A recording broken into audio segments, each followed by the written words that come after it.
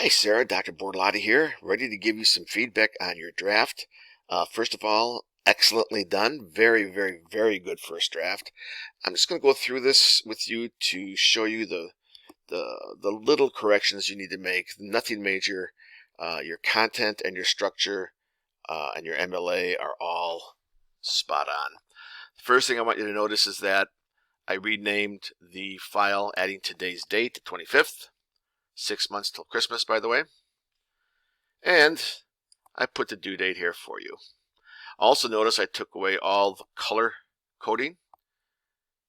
That way you can see my corrections, which I've made in red, a little bit easier. Coming down here, everything looks good. Remember, try not to use the ampersand if you can avoid it. I'm not real crazy about first person, but your content is so good that I think we can let this one slide. You just had this word twice, so just delete that. I did double check your works cited page against your in-text citations, and I did see that you used everything listed on your works cited page you used in the essay, so that's very, very good too. And just like I said, there's not too much to do here. Since the shooting in Texas was a few weeks ago, let's just get rid of this and just change it to the, makes it a little bit more timely. Looking at your works cited page, I see, I'm going to scoot down here, I see that the authors were Collier and Schwartz, so you've got to give them both credit in the in-text citation. So sorry if I'm making you dizzy, give credit to Schwartz as well, Collier and Schwartz. Okay, scooting down here, as you can see, everything is really good. Alright, so I'm looking at this and I'm thinking you've got an embedded source here that Holbrook, let me just scoot down here again. Holbrook wrote this article for the Federalist Society, and in his article he quoted, where is it? He quoted Christopher Cooper. So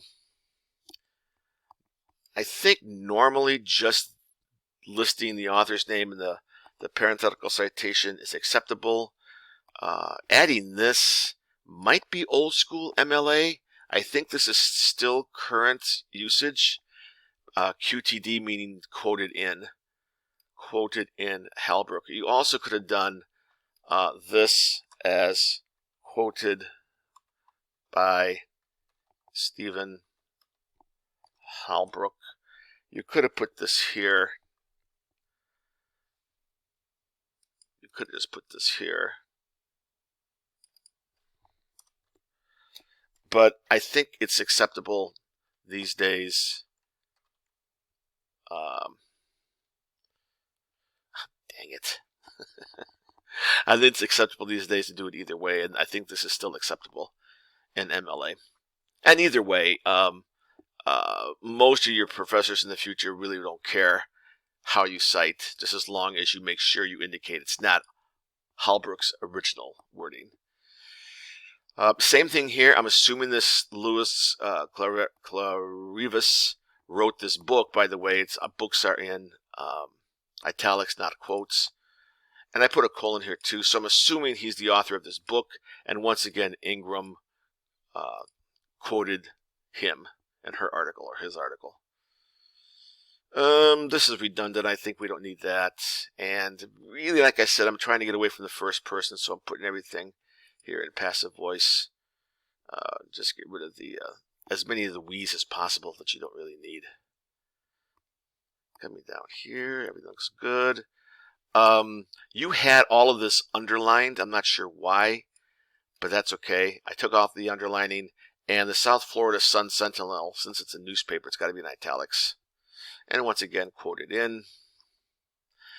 Um, a single in-text citation isn't enough to carry the paragraph. It just is not going to make it.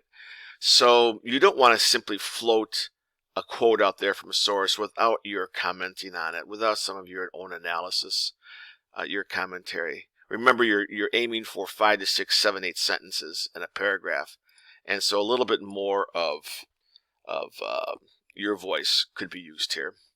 And when I came down to the conclusion, I guess I'm okay with first person. I'm not crazy about it, but it's okay, because your content is so good. All right, so everything else looks really good.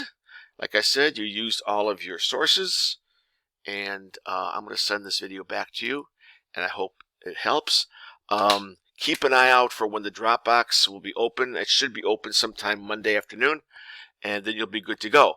Also, check to see what you have to be doing this week. In addition to finalizing the final draft, there's going to be one other assignment you got to get started on. Good job, Sarah, and I talk to you soon.